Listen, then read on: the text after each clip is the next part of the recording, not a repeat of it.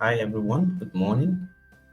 Today I'm going to share with you, application of the ICT strategy on the crypto assets while trading derivatives in the crypto circle, which we normally call futures trading.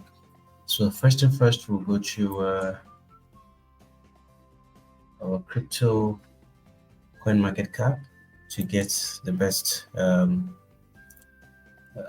assets to trade today. And what I normally do here is to get the assets that has activities that have more volume trading within the last 1 hour. That will help me to know which assets to work with. So normally here are my parameters. In the market cap range, I take 50,000 and change within the last 1 hour of 2% or maybe 1%. Let me just put 1%. And then volume about minimum of another 50,000, $50 million. Okay, so show result. Now these are all the assets that I can trade this morning. So let me see, which should I carry? I think I can see FTM here. Okay, so let me go for FTM. FTM have grown about 1.56%, which is quite okay. So now I'll go to my trading view, and from the trading view, I can okay, so I'll go to FTM, search for FTM, right? FTM USDT. All right, so all right, let me click on this, can close this now. So this is FTM. So first and first, I'll go to 4 hours on FTM. Okay, let me clear all the other drawings here. So as you're aware, there's so many other strategies that you can use in trading, but this is just one of them. Now, this is where we are. As you can see, this is a downtrend, but it has gotten to this point. Obviously, the downtrend is no longer holding as it should. So, but if you can come here to, of course, you can also see there's some form of activities that happen around here. So let's look at an extreme level like here to this point, either here to this point or here to this point as liquidity. You can see the liquidity here. When we say liquidity, we're talking about this low here, this point here, it's liquidity. So in this market, what we're envisaging is that the market can go back a bit up, right? So we can make money through that. As you can see, we're around the oversold region here on the RSI. And let me look at my SMA 200. Okay, and it's actually on a downtrend, so we'll be counter trading. Well, in this market, it's going to be a bit risky, but of course, we're still going to get what we're looking for. This is our liquidity on 4 hours. Okay, so and this is the lowest point. Is my price average so far in this, right? And then so far so good. This is the low. This is the lowest. That's a, okay. This is the um. So we have a change of structure here, change of character here. So then we can have this is lower and high point so far. Couldn't go beyond this point in the 4 hours, and then this is the highest it's been able to. So far, this is the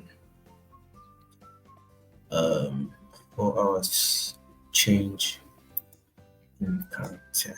Okay, so at this point, we're done with the 4 hours. We move to 15 minutes. Okay, so this is 15 minutes. In 15 minutes, okay, so we can find our liquidity around here. 15 minutes. Okay, so let me take this as my liquidity, internal liquidity on 15 minutes. Okay, this is it here. Okay, and so far so good. Internally, this is the lowest point, and our change of character has already occurred around somewhere here. So then I'll come back and label all this. Okay, let me just do console flow. This is internal. This is let me label this properly. This is 15 minutes changing. Sorry, this is liquidity. Sorry, this is liquidity. This is liquidity under 15 minutes time frame. Stability, and this is the lowest point and highest point. So let me use this lowest and highest point of 15 minutes so far. Let's say point in 15 minutes. Okay, so what we'll now be looking at on 15 minutes is change in character. So which is what we have here, right? There's a change in character. So what do? This is a change in character. It's in 15 minutes. So the next thing to do here is to look out for the institutional activities. You can see the impulsive moves. And what do we have here? We have an order block that is responsible for this move. And where is the order block? Are those who actually did the fair value gaps that we can make use of. In this particular case, we have different fair value gaps, right? We have two different fair value gaps. We have one here, right? And we also have one here. We don't have more than two. We equally have another one here, sorry. We have one here, right? This fair value gap 2. And we also have another one here. This is also a fair value gap. Aside that, I don't think there's any other fair value gap here. So ordinarily, our other block should have been at this level, but we couldn't take it because you can see there's no change in character here, so we have to wait until this was formed. So now at this point, what we'll look at for is the other block around this axis. Now I'll introduce you to one thing very important. Is a Fibonacci tool called the green box. When you see markets running up like this, don't chase it. This is the tool you use. You drag it all the way down and to this point, right? This is a swing here. Now when you drag this all the way here, it will tell you, okay, sorry about this, sorry, the noise in the background, so sorry about that. Hotel and it's by the roadside.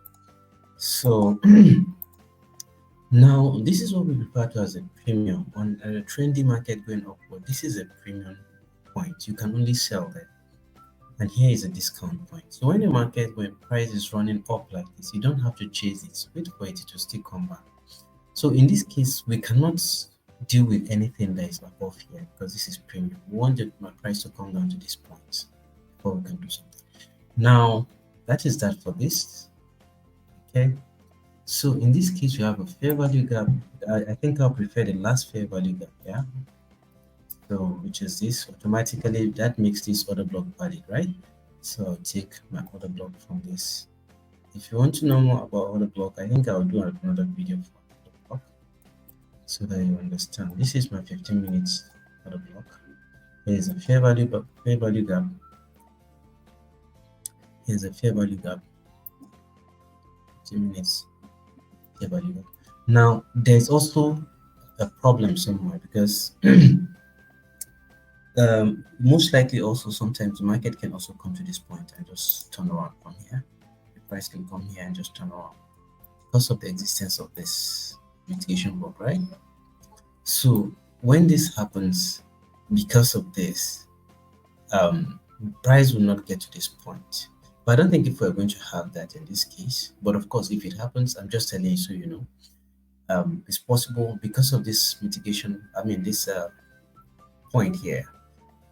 It could make this or the fair value gap here becomes valid and invalidating this. Therefore, price will pull down to this point and move upward without coming to this. But if eventually it passes through this, then of course at this point we can now take our trade. And this, okay, so at this stage what you just need to do is to pick up your longing tool, pick it at this point. The stop loss should be around here, and then you drag a take profit all the way to this point. So you see, this is the simplest way that I normally do my analysis on crypto assets. So we'll wait and then look at how the games play out by the end of the day. And at the end of this video, I'll still show you the clip on how it goes. Thank you very much for watching and listening. You can as well, if you enjoy this video, please like. Also, you can comment and you can share. You can ask me questions also through the emails, and we can start a conversation from there. Thank you.